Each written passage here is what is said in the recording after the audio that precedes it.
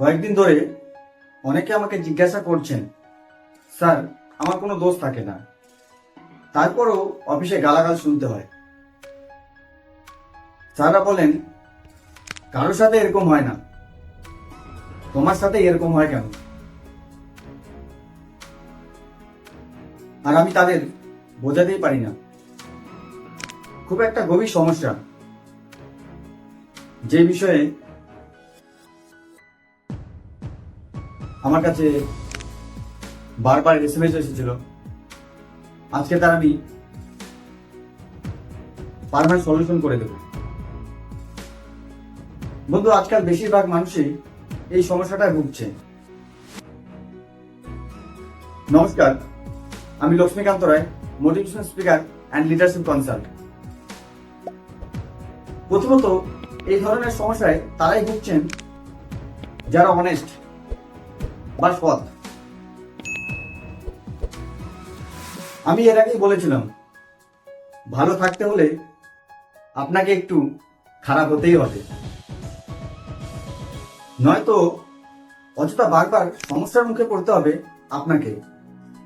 দ্বিতীয়ত, কাউকে চোখ বন্ধ করে বিশ্বাস করবেন না, এবং যেখানে আপনার মূল্য নেই সেখানে টাকার বিনিময়ে কাজ করবেন না।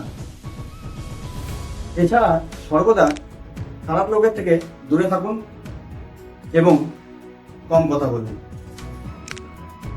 এবং নিজের কাজকে এমনভাবে করুন যে এটাই আপনার জীবনের শেষ কাজ। আই মিন, কেউ আপনার যেন দোষ খুঁজে না পায়। মাই ডিয়ার ফ্রেন্ডস, আমি আপনাদের একটি এক্সাম্পলের মাধ্যমে বোঝাতে চাইব।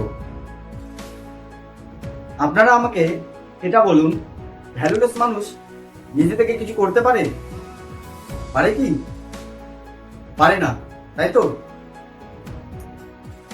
কিন্তু আপনি কিছু করলেই তাদের যত মাথা ব্যথা শুরু হয়। একটি গ্রামে ইলেকট্রিসিটি ছিল না। পুরো গ্রাম সন্ধ্যার পরে অন্ধকারে ডুবে যায়। এইভাবে বছরের পর বছর গ্রামবাসীরা জীবনযাপন করত। কারো কোনো সমস্যা বা মাথা ব্যথা ছিল না কাউকে নিয়ে। বেশ ভালোই ছিল সবাই। কিন্তু প্রবলেম তখনই শুরু হয় যখন একটি বুদ্ধিমান ব্যক্তি শিলিগুড়ি গিয়ে একটি গ্যাস ল্যাম্প বা গ্যাস বাতি কিনলেন, এবং সেই দিন সন্ধ্যাবেলায় যখন ওই ব্যক্তির বাড়িতে আলো জ্বলে ওঠে, ঠিক তখনই তার প্রতিবেশীদের মাথা ব্যথা শুরু হয়। তারা দেখে বলেন, ওরে সালা, এটা আবার কি দেখছি? কি করা যায়? এবার তাদের স্টোমাক পেইন শুরু হয়, কারণ পুরো গ্রাম অন্ধকারে দেখে আছে আর ওই ব্যক্তির বাড়িতে আলো জ্বলছে। গ্রামবাসীদের কাছে দুটো রাস্তা আছে। তারাও শিলিগুড়ি গিয়ে গ্যাস বাতি কিনে আনো, বা ওই ব্যক্তির গ্যাস বাতি বন্ধ করুক। কারণ শিলিগুড়ি গেলেই তো হবে না, যাওয়ার জন্য টাকা লাগবে, তারপর খুঁজে বের করতে হবে, এবং কেনার জন্য টাকার প্রয়োজন আছে। সে অনেক ঝামেলা।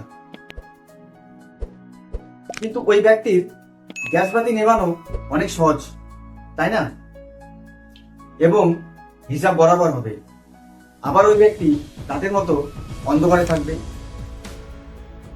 বন্ধু, গ্যাস বাতি আনা অনেক ঝামেলা। একজনের গ্যাস বাতি নিভিয়ে আগের মতো পরিস্থিতিতে আনা অনেক সহজ কাজ। হ্যাঁ বন্ধু, ভ্যালুলেস মানুষ এটাই করে আপনাদের সাথে। আপনি যখন সফল হওয়ার জন্য চেষ্টা চালাবেন, তখনও মানুষ আপনাকে সফল হতে দেবে না।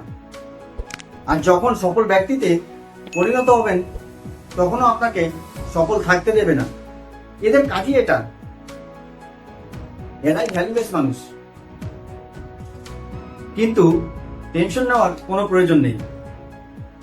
আপনি আপনার কাজ চালিয়ে যান, কারণ খারাপ মানুষ আছে বলেই ভালো মানুষ চেনা যায়, এবং ভালো মানুষ আছে বলেই খারাপ লোক চেনা যায়।